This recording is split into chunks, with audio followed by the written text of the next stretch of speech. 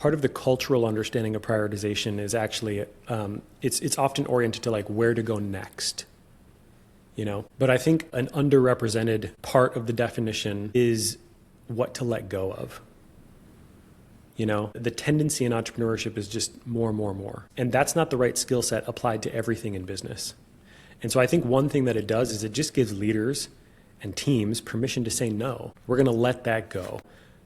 There's so much window dressing in the world of prioritization and productivity. You know, here's a new way to do it. It's this method, it's that method. You know, oh, hot saunas and cold plunges are out, and now it's whatever. Like, sometimes prioritization just means saying no to the distractions, you know?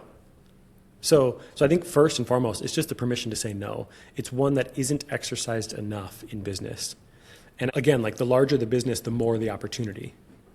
And the more complexity, the more distractions that come up. And the businesses that are really successful, particularly the mission-driven businesses that are really successful, is staying really tight with their aperture around what they're going to focus on and what that impact is going to be, and saying no to everything else around it, so that they're not diluting the resources, those finite resources that they have to devote to the cause.